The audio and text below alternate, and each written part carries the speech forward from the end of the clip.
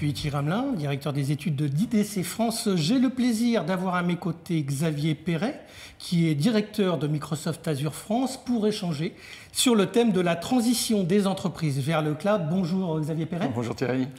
Alors, ma première question sera la suivante.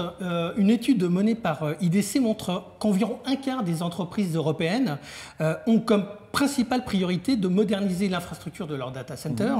Paradoxalement, dans le même temps, pour 20% des organisations, le cloud est source de dérives budgétaires. Alors, comment les organisations peuvent-elles bénéficier pleinement des apports du cloud, a fortiori avec la montée en puissance du cloud hybride ou du multi-cloud ? Ouais, c'est une très bonne question parce que toutes les entreprises se posent cette question-là puisque c'est un changement de modèle de toute façon de passer au cloud puisqu'on passe d'un mode finalement je maîtrisais tout donc j'ai l'impression de contrôler à un mode à la demande derrière. Je pense qu'il ne faut pas qu'on oppose déjà une première réponse la modernisation de son patrimoine applicatif avec une dérive des coûts. Au contraire, il faut se rappeler que moderniser les applications, c'est quoi? C'est finalement plus d'agilité, c'est d'avoir finalement une culture des DevOps, c'est-à-dire d'être capable d'aller plus vite pour délivrer de la valeur aux clients, qu'ils soient clients internes, clients externes. Donc c'est finalement, on appelle ça la vélocité du développeur chez Microsoft.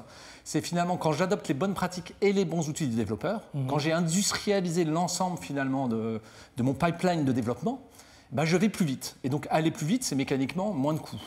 Donc il faut regarder en fait l'objectif initial de moderniser, qui est souvent à la faveur d'ailleurs d'une fermeture de data center ou d'autres, en se disant comment je passe dans un autre monde où je vais améliorer nativement finalement la vélocité de mon équipe de développement et donc finalement aller plus vite pour mettre finalement dans les mains du client cette application, cette valeur, tester, etc. Donc ça, c'est un premier élément de réponse parce qu'on oublie toujours que c'est ça l'objectif. On ne modernise pas son application juste pour moderniser. Après, la deuxième réponse, elle est très légitime, c'est comment je contrôle ma structure de coût puisque je passe dans un monde dans lequel finalement j'utilise des ressources partagées, mutualisées ou dédiées à la demande. Et donc, c'est un nouveau métier qui apparaît. C'est aussi de nouvelles pratiques. Nous, on accompagne nos clients sur le FinOps, voilà, sur finalement ce métier d'administrateur qui va être de comment je contrôle mes ressources pour éviter qu'elles explosent, tout simplement, en coût. D'ailleurs, en coût environnemental aussi, hein, on l'oublie toujours, mais c'est autant le coût financier que l'impact aussi potentiellement environnemental qui devient une problématique assez forte. Et pour ça, il y a des outils. Nous, on accompagne via nos fonctions support, finalement, à pouvoir complètement contrôler avec un calculateur, avec des alertes, par exemple un système d'alerte, mais aussi des bonnes pratiques. Voilà, par exemple, comment on repère des machines virtuelles zombies, c'est-à-dire celles qui sont inutilisées, à un moment donné, il faut mieux les supprimer.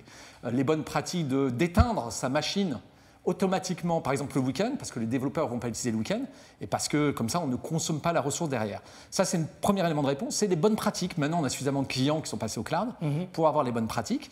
Puis, un deuxième élément de réponse, qui est tout bête dans le côté modernisation, c'est l'impact du serverless. On y viendra probablement après sur le cloud native, qui est quand je suis en serverless, je n'ai pas besoin de penser à l'avance l'infrastructure sous-jacente, c'est-à-dire de réserver finalement, je n'utilise que ce que je consomme.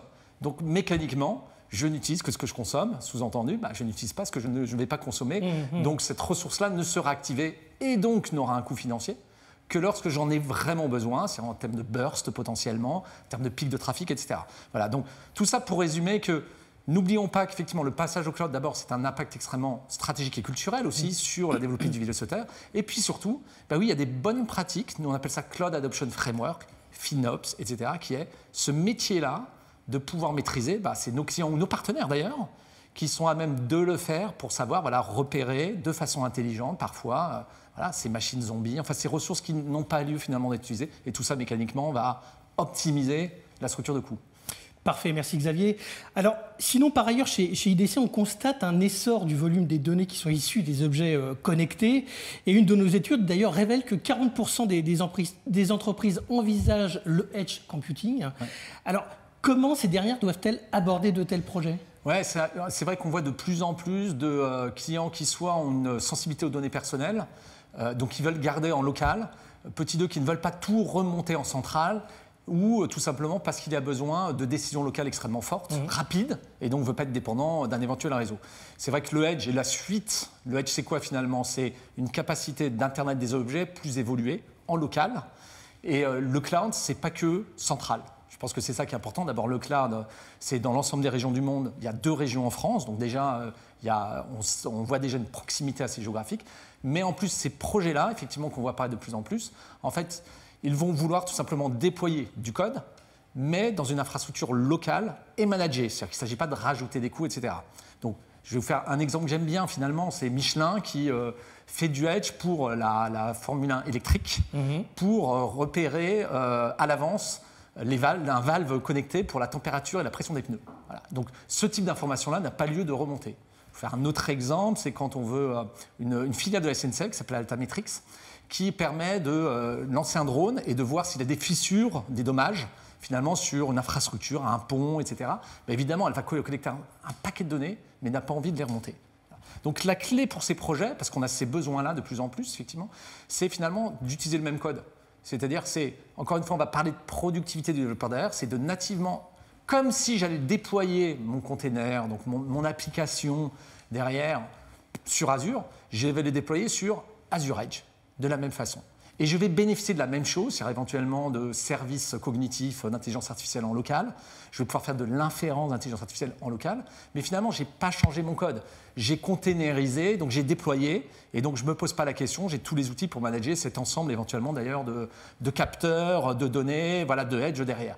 Et je pense que c'est important parce que ça veut dire que le monde historique qui était celui de l'Internet des objets, qui était très hardware, device, a complètement rencontrer le monde du logiciel. C'est-à-dire qu'aujourd'hui, je suis un développeur lambda. Je sais déjà faire des développements d'applications Python, par exemple, sur certains langages, SQL, etc., sur Azure, globalement. Je n'ai rien à apprendre de plus. Je déploie mon même code, foum, en Edge. Et donc ça, c'est une clé. Effectivement, on va retrouver les mêmes mécanismes. C'est un DevOps normal, j'allais dire, qui va pouvoir complètement déployer automatiquement sur le Edge.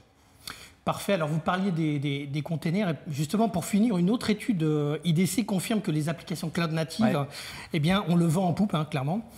Pour 27% des entreprises européennes, elles représenteront plus de la moitié de leur développement spécifique en environnement cloud d'ici la fin 2022. Alors, quels sont les enjeux en la matière, selon vous ? Oui. Alors, vous m'avez dit 50%, c'est qu'il y a un autre 50%. Donc, il ne faut pas oublier non plus. Donc, voilà, je le rappelle parce qu'en fait, il y a beaucoup des problématiques des entreprises. C'est de la migration de .NET, de Java, et là aussi de SQL. Et donc, ça aussi, dans le marché, il y a un accompagnement et un certain nombre de partenaires aussi. Effectivement, Cloud Native, c'est quoi?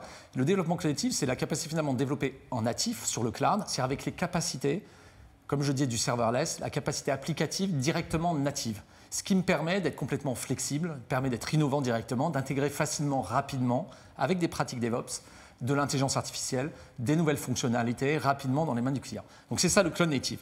Effectivement, la problématique de Cloud Native, c'est qu'on a besoin d'un certain nombre d'outils d'orchestrateurs. On parle beaucoup de Kubernetes, par exemple. Kubernetes, c'est quoi? C'est un outil de containerisation qui est open source à la base, mais sur lequel il va falloir orchestrer un certain nombre de containers pour le déployer derrière.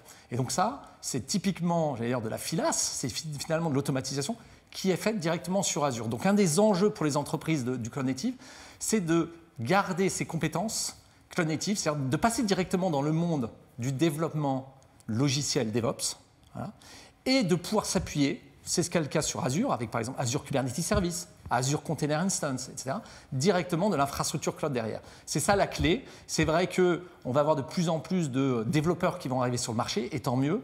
Oui, parce qu'il y a un peu de pénurie de compétences. Parce qu'il y a pénurie, exactement, et qui vont finalement adopter des pratiques open source, GitHub, collaboration derrière, et donc de toute façon qui voudront développer sur ce type de framework. Donc pour une entreprise aujourd'hui, la recommandation, c'est effectivement comment accompagner ces entreprises pour passer dans ce mode cognitif. C'est quoi? C'est des compétences et c'est le framework industriel. Derrière, on voit apparaître beaucoup de factories qui permettent d'industrialiser la couche, j'allais dire basse cloud, pour que le développeur, finalement, il s'occupe de son développement de code, c'est-à-dire de sa valeur marché derrière. Parfait. Écoutez, merci beaucoup Xavier Perret pour cet éclairage. Au revoir.